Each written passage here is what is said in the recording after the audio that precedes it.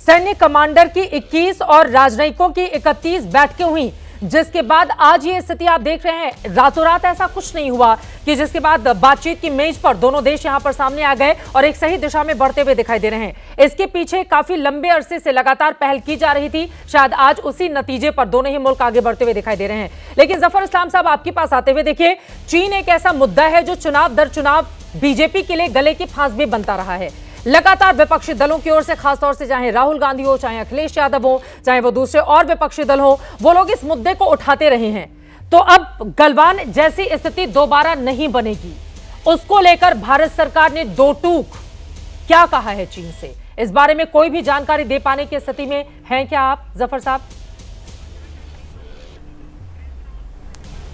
देखिए चित्रा जी, भारत ने अपना स्टैंड बिल्कुल स्पष्ट कर दिया है। बहुत पेशेंस से काम लिया।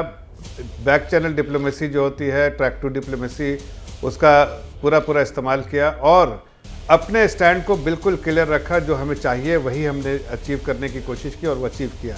लेकिन साथ साथ आपको ये कहना, जो अभी कुछ हमारे एक्सपर्ट्स कह रहे थे कि चाइना को इस पूरे डिस्कशन में, कई राउंड ऑफ डिस्कशन में आपको मालूम है, और हर डिस्कशन में इस बात को चाइना ने महसूस किया कि इंडिया को अब दबाना मुश्किल है। इंडिया खुद एक पावरफुल नेशन की तरह उभर के आया है और अब ऐसी लीडरशिप है जिसको पूरे दुनिया में सपोर्ट मिल रहा है। और ऐसे में अगर वो कोई जो एक्सपेंशनिस्ट अप्रोच उनका है वो इस तरह से करना चाहे या फिर जो दबाने की कोशिश इंडिया को करे, वो अब नामुमकिन सा हो गया है। इसलिए उन्होंने इस रुख को अपने बदला है और हमने इस बात को समझना चाहिए कि जो ऑपोजिशन के लोग कहते हैं उनके पास कोई मुद्दा नहीं है, उनको कूटनीति आती नहीं है, इसलिए इस तरह की बात करते हैं। हमने जिस कूटनीति का इस्तेमाल किया है वो रिजल्ट आपके सामने है। चाहे वो दुनिया की कोई कंट्री हो, भारत के साथ अब अच्छा रिश्ता रखना चाहती है। और आदरणीय प्रधानमंत्री जी ने बराबर हर प्लेटफॉर्म से एक ही नारा दिया है, पीस का नारा,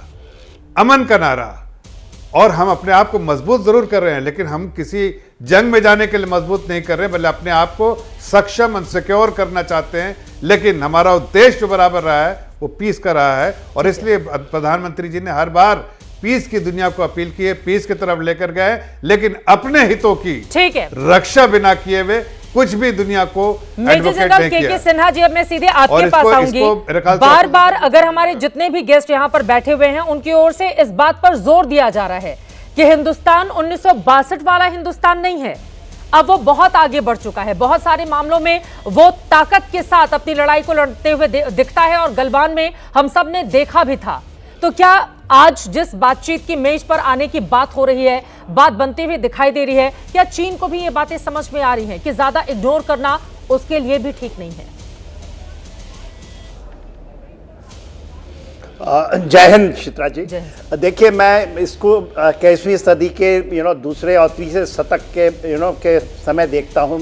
उस समय जब पूरी दुनिया बदल रही है, उस परिप्रेक्ष्य में देखना इसकी बहुत ज़रूरत है। क्योंकि जिस तरह से शी जिनपिंग आए थे और उन्होंने खास करके 2012 के बाद आए हैं, 2015 में जब सी पैक और ये उन्होंने कहा कि चाइना हैज अराइव्ड, हेजेमनिक बिहेवियर, उनके डिप्लोमेसी में आपने देखा होगा किस तरह से एक एरोगेंस सभी जगह, और उसको टेम करना, उसको ना एक कहते हैं एक ड्रैगन बोला जाता है ना, ड्रैगन को टेम करना वो आज भारत ने किया। और अपने और 2017 से चल रहा है ये।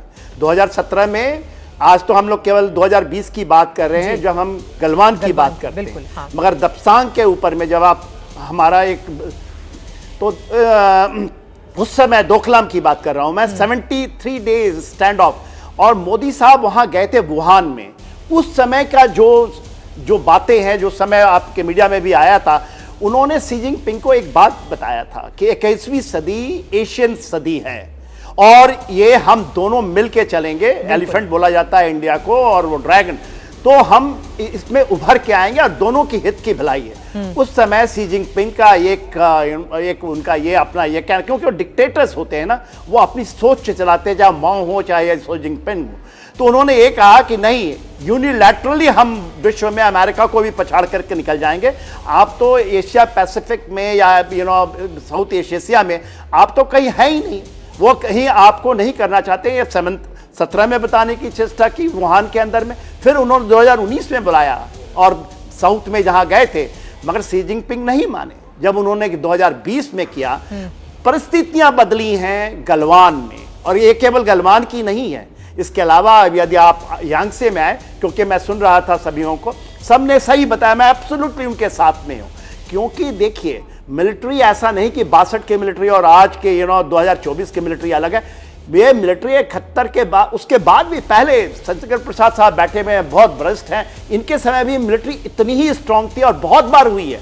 62 के बाद 67 देखिए, बिल्कुल सगत सिंह ने उस दौरान, यदि आप ईस्टर्न में जाएं तो उससे भी ज्यादा तगड़ा काम किया था जो हम लोग गलवान में देखें। बिल्कुल। और मगर हमारे प्रॉब्लम ये होती है कि कभी कभी हमारी पॉलिटिकल लीडरशिप में ये चीज 2015 खास करके ये मैं मानता हूं 17 के बाद, और उसके बाद अब आप देखिए 2020 के बाद, गलवान के बाद जो हमारे कर्नल सुरेश बाबू साहब थे, जो उन्होंने बलिदानी 20 आदमियों की दी है, निहत्थे लड़े हैं, परिस्थितियां वहां बदली हैं। बिल्कुल। मोदी जी इसके बाद वहां गए थे और वो एक बहुत स्ट्रांग, और ऐसा नहीं कि एक मोदी साहब चले गए या यह लीडरशिप खत्म हो गया।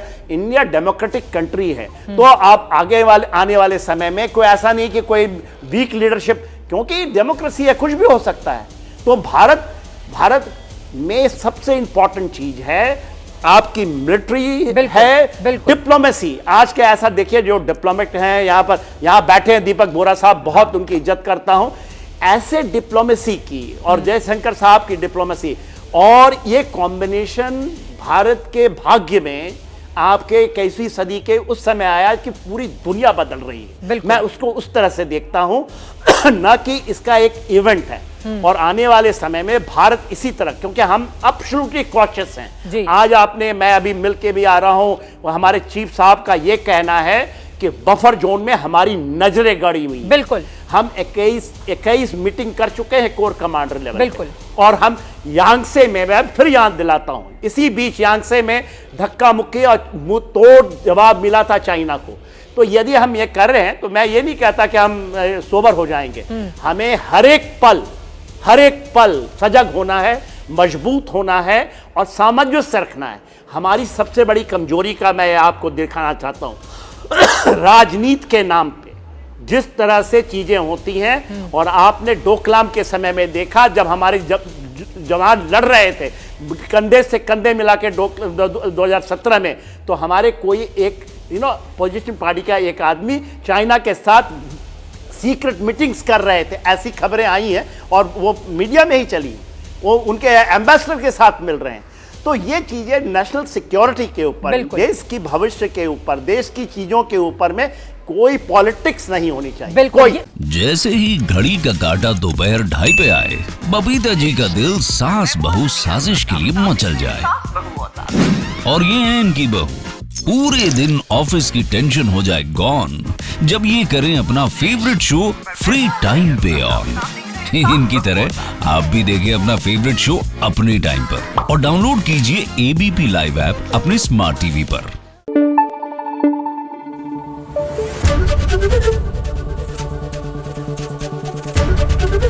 एबीपी न्यूज आपको रखे आगे।